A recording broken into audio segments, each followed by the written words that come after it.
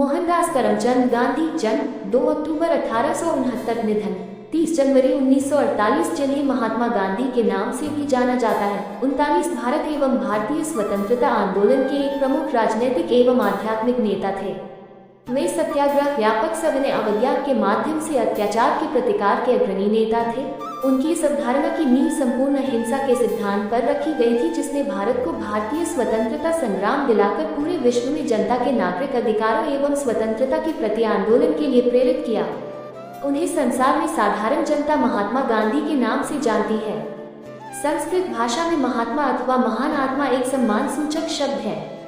गांधी को महात्मा के नाम से सबसे पहले 1915 में राजवैद्य जीवराम कालिदास ने संबोधित किया था। एक अन्य मत के अनुसार स्वामी श्रद्धानंद ने 1915 में महात्मा की उपाधि दी थी। तीसरा मत यह है कि गुरु रविंद्रनाथ टैगोर ने महात्मा की उपाधि प्रदान की थी। 12 अप्रैल 1919 को अपने एक लेख में 40 उन्हें बापू, गुजराती भाषा में बापू बापू अर्थात पिता के नाम से भी स्मरण किया जाता है। एक मत के अनुसार गांधी जी को बापू संबोधित करने वाले प्रथम व्यक्ति उनके साबरमती आश्रम के शिष्य थे सुभाष चंद्र बोस ने 6 जुलाई 1944 को रंगून रेडियो से गांधी जी के नाम जारी प्रसारण में उन्हें राष्ट्रपिता कहकर संबोधित करते हुए आजाद हिंद फौज के सैनिकों के लिए उनका आशीर्वाद और शुभकामनाएं मांगी थी। 41 प्रति वर्ष 2 अक्टूबर को उनका जन्मदिन भारत में गांधी जयंती के रूप में और पूरे विश्व में अंतर्राष्ट्रीय अहिंसा दिवस के रूप में मनाया जाता है। सबसे पहले गांधी जी ने प्रवासी वकील के रूप में दक्षिण अफ्रीका में भारतीय समुदाय के लोगों के नागरिक अधिकारों के लिए संघर्ष हेतु सत्याग्रह करना आरंभ किया। 1915 में उनकी भारत वापसी हुई।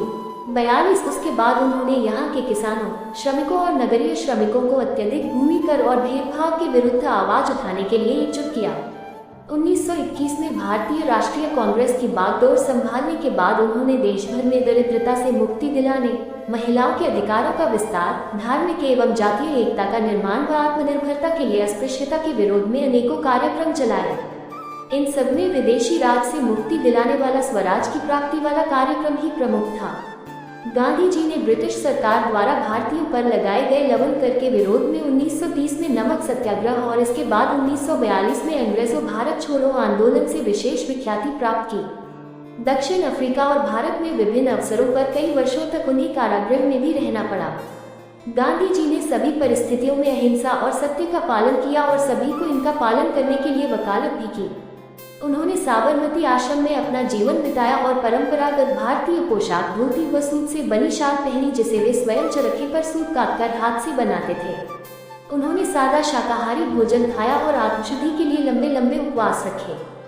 12 फरवरी वर्ष 1948 में महात्मा गांधी के अस्थि कलश जिन 12 तटों पर विसर्जित किए गए थे, त्रिमोहिनी संगम भी उनमें से एक है।